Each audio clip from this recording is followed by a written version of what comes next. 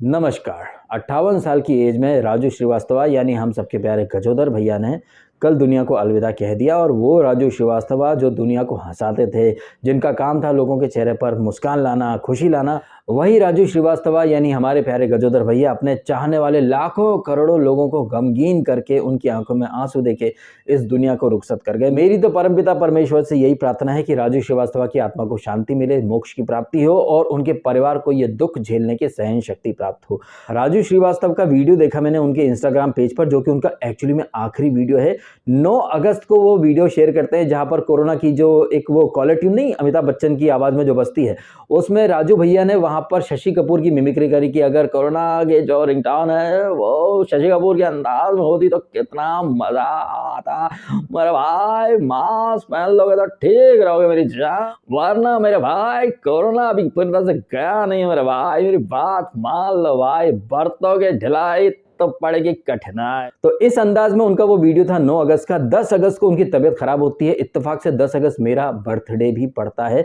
और जिस तरीके से राजू श्रीवास्तव कल इस दुनिया को रुखसत कर गए हैं, पता नहीं क्यों, लेकिन मेरे जहन में बहुत सारी यादें, बहुत सारी बातें उमड़ घुमड़ रही हैं। और एक्चुअली में इस वीडियो का जो कंटेंट है उसके बारे में बात मैं करूं उसके पहले कुछ मेमोरीज में शेयर कर देता हूं। राजू श्रीवास्तव से पहली बार मेरी मुलाकात हुई थी अंधेरी के मोहन स्टूडियो में। आप अंधेरी ईस्ट में जब स्टेशन से बाहर निकलते हैं, हार्डली 10 मिनट चलते हैं, अंधेरी कुल्ला रोड पर आपको एक मोहन स्टूडियो जो कि चिंतामण प्लाजा है आई थिंक, उसके पीछे तो बहुत सारे वहां पे निब्बे निब्बिया थे। आई थिंक 18-19 साल के लड़के लड़कियां ऑडियंस थी। और मुझे बुलाया था वहां पर राजीव निगम ने, जो कि वहां पर वो जो शो था कॉमेडी सर्कस के जादू, उसमें उनके पार्टनर थे मनीष पॉल। तो राजीव निगम ने मुझे बता दिया था कि भैया इस टाइम पर आना। तकरीबन 4-4:30 बजे के आसपास मैं गया, उनकी वैनिटी पता करी कहाँ है। इत्तेफाक से उस दिन मीका पाजी भी थे सेट पर और कपिल शर्मा मस्त स्मोकिंग कर रहा था, साथ में कविता कौशिक शायद उसकी पार्टनर थी। कविता कौशिक अपनी बोलेरो में आती थी दबंग अंदाज में। उस दिन मैंने देखा यार, ये सारे कॉमेडियंस जिनको मैं टीवी पे देखा करता था, पता चलता है कि भैया राजू भैया वहां पर आए हैं ऐसे ही मिलने के लिए। उनके साथ शरद केलकर भी थे। तब शरद केलकर इतना कोई बड़ा स्टार नहीं था, वो टीवी पर कुछ शो वगैरह करता था। उनके साथ साथ कृष्णा भी आ गया, उनके साथ साथ कृष्णा का राइटर वो हर्ष लिम्बाचिया कहिए। वहीं कपिल शर्मा और कविता कौशिक के साथ था राइटर उनका राज शांडिल्य, जो कि ड्रीम गर्ल के डायरेक्टर बन चुके हैं। तो इन तमाम लोगों को मैंने देखा और सीखने की बहुत कोशिश की। कभी बातचीत तो नहीं की, लेकिन जिस तरीके से मैंने देखा कि सब राजू श्रीवास्तव की बड़ी मतलब खातिर तवज्जो हो रही थी, हर कोई इनसे हाय हेलो कर रहा था, इतने दिलखुश इंसान, इन लोगों को मैंने देखा पहली बार। मैंने सोचा यार चलो मैं भी इन्हीं की तरह बनने की कोशिश करूंगा। अब ये अलग बात है कि मुझे कैमरे के आगे आने का मौका कभी नहीं मिला, लेकिन कैमरे के पीछे रहकर मैंने बहुत कुछ सीखा। फिर राजीव निगम की वजह से मुझे थोड़ा बहुत लिखने का काम मिलने लग गया और उन्होंने समझा दिया कि देखो बेटा, ये कॉमेडियन बनने की राह इतनी आसान नहीं है, प्लस वहां पर पेमेंट का कोई ठिकाना नहीं रहता। तो ये जो एक्सपर्ट लोग थे या फिर ये कहें कि सीनियर लोग जो थे राजीव निगम जैसे, उन्होंने मुझे सजेस्ट करा कि मुन्ना तुम कोई जॉब पकड़ लो, बिकॉज यहाँ इंडस्ट्री के अंदर तो पैसे का कोई ठिकाना है नहीं। हम लोग तो क्या काफी साल से काम कर रहे हैं, तो हमारी गाड़ी चल चुकी है, रूटीन में आ चुकी है। तुम अभी नए हो मुन्ना, तुम इस डगर पर मत आओ। तो मैं उनके सजेशन के बाद मैंने कुछ जॉब वगैरह पकड़ लिया, तो उस फील्ड से मेरा धीरे धीरे कनेक्शन कट गया। बट कभी कभी लिखने का, राइटिंग वगैरह का काम मेरे को मिलता रहा। और ये जो वंकुश जो कि अभी कपिल शर्मा के शो में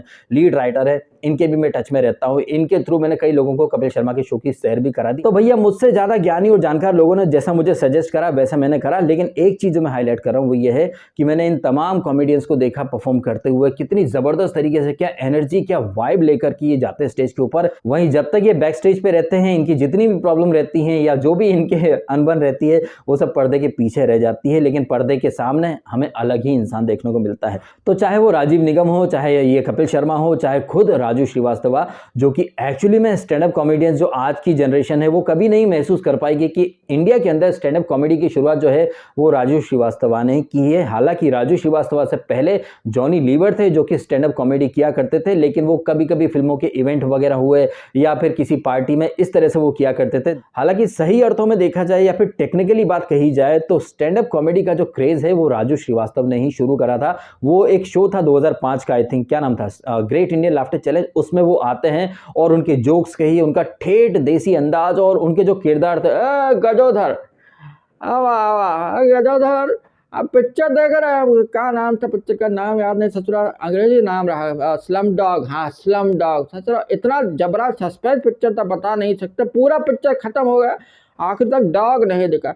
अच्छा पिक्चर रहा, वो तो बाल कलाकार रहा, वाह वाह, बड़का काम किया खूब। तो ये जो अंदाज था ना राजू श्रीवास्तव का, ये लोगों को दिल खोलकर हंसने के लिए मजबूर कर देता था। एंड लोगों को हंसाने के साथ साथ राजू श्रीवास्तव ने कई सारे लोगों को इंस्पायर भी किया कॉमेडी में आने के लिए, कॉमेडियन बनने के लिए, मिमिक्री करने के लिए। और उन करोड़ों लोगों में एक मैं भी हूं जो राजू श्रीवास्तव से बहुत सारी चीजें सीखा। जिस तरीके से राजू श्रीवास्तव लोगों की नकल उतारते थे, मिमिक्री करते थे, उनसे मैंने बहुत कुछ सीखा है। उन्हीं के अंदाज में कई बार मैं बिहारी अंदाज में बात कर लेता हूं, कभी हरियाणवी, कभी किसी सेलिब्रिटी की आवाज की नकल करना, ये सारी चीजें मैंने राजू श्रीवास्तव से सीखी। तो ऐसे राजू श्रीवास्तव जिन्होंने एक्चुअली में इंडिया के अंदर स्टैंड अप कॉमेडी का कल्चर शुरू करा, वो उसके ब्रांड एम्बेसडर बन गए। कहना गलत नहीं होगा, जिस तरह से अमिताभ बच्चन को सदी का महानायक बोला जाता है, वैसे ही स्टैंड अप कॉमेडियंस में राजू श्रीवास्तव का वही वाला कद है। अब इससे आश्चर्य कहिए, विडंबना कहिए या बदकिस्मती कहिए कि राजू श्रीवास्तव की एज के आधे जो निब्बे जो चिमकांडे हैं, जो आजकल माइक पकड़ के खड़े हो जाते हैं और कॉमेडी के नाम पर या तो किसी धर्म को टारगेट करेंगे या फिर हर जोक के बीच में what the fuck, you know Vijay, you know what the fuck man bitch यार, ऐसे लोगों को आजकल स्टैंड अप कॉमेडियन माना जाता है। क्यों माना जाता है? क्योंकि वो अंग्रेजी में बात करते हैं और इन लोगों के पास कॉमेडी में सुनाने के लिए कोई जोक नहीं होते। You know dude, I met with my girl and in the first meeting only she went down, और लोग हंसने लगते हैं। मुझे तो इनके जोक ही समझ में नहीं आते हैं, लेकिन इन लोगों को जो लोग देखते हैं वो इन्हें बड़ा वाला कॉमेडियन मानते हैं, जबकि मुझे इन लोगों के जोक्स कभी जोक्स लगते ही नहीं है। ऐसे ही लोगों का एक ग्रुप था ऑल इंडिया बकचोद, AIB, जो कि मीटू में फंसे थे, जो जोक के नाम पर कभी लड़कियों के बॉडी पार्ट्स की बात करना, कभी कुछ करना। इन लोगों ने एक पॉडकास्ट किया था या क्या किया था AIB रोस्ट के नाम से, उसकी मैं एक आपको क्लिप सुनाने वाला हूं। उस क्लिप को मैं प्ले करूं उसके पहले निवेदन है कि अगर आप फैमिली के साथ बैठे हैं तो उठ करके चले जाएं या फिर हेडफोन वगैरह लगा लें, क्योंकि जो आप सुनेंगे वो बातें आप फैमिली के साथ न सुन सकते हैं न देख सकते हैं। लेकिन ऐसी बातें जो लोग कर रहे हैं ना, उन्हें देखने के लिए आप थिएटर जाते हो, उनकी बनाई फिल्में देखते हो, और ऐसे लोग समाज में डिग्निटी, मोरालिटी, रिस्पेक्ट की बड़ी बातें करते हैं। लेकिन उन लोगों ने खुद कैसी बातें कही थी आप सुन लीजिए। पहले वार्निंग दे रहा हूं, हेडफोन वगैरह लगा लीजिए या फिर फैमिली के साथ बैठे हैं तो दूर जाकर देखिए। चलिए वीडियो देखते हैं वो पहले। Sing with me. अब तो मेरा लंड खड़ा खड़ा सोता है, क्या करूं हाय कुछ नहीं होता है। From the bottom of our hearts, all I can say is we love you and now fuck off. अब ये जो क्लिप आपने देखी, इस क्लिप में आपने सुन लिया अपने कानों से कि रणवीर सिंह, अर्जुन कपूर और करण जौहर कैसी बातें कर रहे हैं, और उन बातों पर कौन हंस रहा है? सो कॉल्ड फेमिनिस्ट गैंग की लड़कियां, ये सोनाक्षी वगैरह कहिए, और इसी AIB को बहुत सपोर्ट करती थी सोनम कपूर। वो सोनम कपूर जो कि मीटू मूवमेंट में तनुश्री दत्ता को ओपन सपोर्ट कर रही थी। वो सोनम कपूर जो एक तरफ फेमिनिस्ट बनती है, तनुश्री दत्ता को सपोर्ट करती है, मीटू मूवमेंट का सपोर्ट करती है। लेकिन कुछ लोग जो कि उस मीटू मूवमेंट को फेक बोल रहे थे, या फिर वो जो मीटू के जो एलिगेशंस लगा रही थी उन लड़कियों की क्रेडिबिलिटी पर अगर किसी ने सवाल उठा दिया, तो यही सोनम कपूर उन लोगों को मिसोजिनिस्ट, पता नहीं क्या क्या कैसे कैसे टैग देने लग गए। लेकिन आपने अगर वो AIB रोस्ट देखा है तो आप समझ सकते हैं कि लड़कियों के ऊपर कैसे कैसे वल्गर जोक्स बनाए गए थे। लेकिन वो जोक बनाने वालों को यही सोनम कपूर और इस जैसी जो फेक फेमिनिज्म की जो लड़कियां हैं वो सब उन्हें सपोर्ट करती हैं। लेकिन इसी सोनम कपूर को जब लोगों ने सोशल मीडिया पर आईना दिखाया कि आपके सो कॉल्ड स्टैंड अप कॉमेडियंस देखो कैसी कैसी चीप हरकतें कर रहे हैं, उनके ऑफिस में या फिर उनके इवेंट्स में जो लड़कियां आती हैं उन्हें वो पकड़ लेते हैं, हैरास करते हैं, उनके ऊपर भद्दे भद्दे जोक्स बनाते हैं। लेकिन सोनम कपूर को ये तमाम so called stand up comedians न मिसोजिनिस्ट लगते हैं, न ही रेपिस्ट लगते हैं। लेकिन इन so called stand up comedians जो कि अंग्रेजी में गाली देने को कॉमेडी बोलते हैं, इनकी असलियत अगर कोई सामने रख देगा तो वो हेटर बन जाएगा, वो अंधभक्त बन जाएगा। आप समझ सकते हैं इनकी मेंटेलिटी क्या है। और फिर इनके फैंस चाहते हैं कि मैं ऐसे दोगले, ऐसे झूठे लोगों को सपोर्ट करूं या इनकी बात पर यकीन करूं। भाड़ में जाए ये और भाड़ में जाओ तुम। जैसे ही सोनम कपूर को पता चलता है कि ऑल इंडिया बकचोद के जो मेंबर्स हैं, जो फाउंडर्स हैं, तन्मय भट्ट खुद कैसे कैसे वो ट्वीट करता है, आप खुद पढ़ लीजिए आपकी स्क्रीन के ऊपर। रोहन जोशी जो कि राजू श्रीवास्तव की मौत के ऊपर कहीं ना कहीं जश्न मना रहा है। रोहन जोशी को जानता कौन था? ये जो रोहन जोशी है इसको तो मैं जानता भी नहीं था भाई साहब, लेकिन ये जो कंट्रोवर्सी हो रही है जहां पर इस टुच्चे से टूचिया ये जो रोहन जोशी है, इसने राजू श्रीवास्तव की मौत के ऊपर कहीं ना कहीं मखौल उड़ाया है, इनसेंसिटिव ट्वीट करा है। ऐसे इनसेंसिटिव ट्वीट अक्सर आप आप देखें तो लिबरल्स या जो वोक लोग हैं ना, उन्हीं की तरफ से आते हैं या फिर कुछ अमन पसंद लोगों की तरफ से आते हैं। इरफान खान की मौत हुई तब कुछ अमन पसंद लोग जश्न मनाने लग गए। रोहित सरदाना कहिए या सुषमा स्वराज, इनकी मौत पर तो लोगों ने मिठाइयां बांटी। कुछ लोगों ने लता मंगेशकर की मौत के ऊपर भी मिठाई बांटी। अगर उनके ट्वीट वगैरह में निकालूं या फेसबुक कमेंट वगैरह निकालूं तो एक कम्युनिटी या फिर कुछ लोग जो लिबरल्स हैं, जो वोक पंथी के शिकार हैं, उन्हीं के नाम आपको दिखेंगे। जैसे कि रोहन जोशी, जो कि कह रहा है कि राजू श्रीवास्तव की मौत से किसी का कोई नुकसान हुआ, वो तो नई पीढ़ी के जो जनरेशन है, नई कॉमेडियंस की, उनको सपोर्ट नहीं करते थे। कहने का मेरा मतलब यह है कि राजू श्रीवास्तव से इनको प्रॉब्लम नहीं है। राजू श्रीवास्तव बीजेपी को सपोर्ट करते थे, इसलिए इन लोगों को प्रॉब्लम है। और यही नहीं, सुषमा स्वराज बीजेपी में थी, वो सुषमा स्वराज जिन्होंने बगैर किसी भेदभाव के इवन पाकिस्तान तक के लोगों को एकदम अर्जेंट बेसिस पर वीजा दिया था ट्रीटमेंट वगैरह के लिए।